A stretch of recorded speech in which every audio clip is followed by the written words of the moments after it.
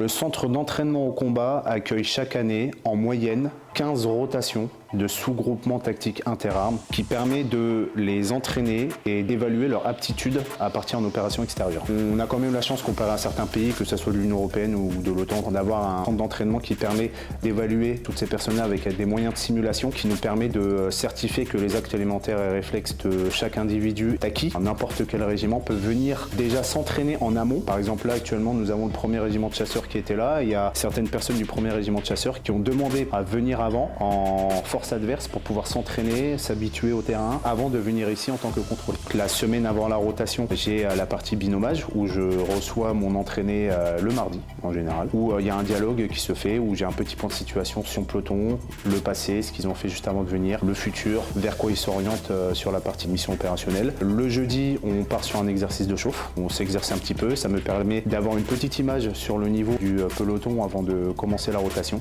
En tant qu'OAC maintenant, ce qui me plaît, c'est toute la partie pédagogie, parce que ça me permet d'aller voir ce qu'on appelle les niveaux 7, donc tous les équipages, que ce soit VBL ou char, de pouvoir conseiller ces personnes-là, de pouvoir leur apporter des choses, de pouvoir leur apprendre des choses, et surtout ce qui me plaît le plus, c'est de voir une progression entre le jour 1, le jour où je les reçois, et le dernier jour de combat. Je vois une nette progression entre le moment où ils arrivent et ils repartent. Juste le fait qu'ils prennent en compte ce qu'on leur dit et qu'ils se rendent compte que ça marche sur le terrain, c'est une énorme plus-value. La partie commandement, c'est quelque chose de ultra valorisant, surtout pour les sous-officiers. Quand je suis arrivé en tant que jeune maréchal des logis au 501, j'ai commencé avec une patrouille de VBL, on était 6, donc je commandais 5 hommes, où j'ai fini par commander 26 bonhommes tout à la fin. Il y a beaucoup de personnes qui ne pensaient pas avoir la capacité, que ce soit intellectuelle ou physique, de pouvoir passer sous-officier, qui ont commencé un petit cursus en tant que militaire du rang et qui se sont rendus compte qu'ils étaient largement capables. Il y a certaines personnes qui arrivent en tant que soldats et qui finissent commandant d'unité. Donc on part de juste gérer son fusil à gérer 150 hommes. Donc comme quoi tout est possible.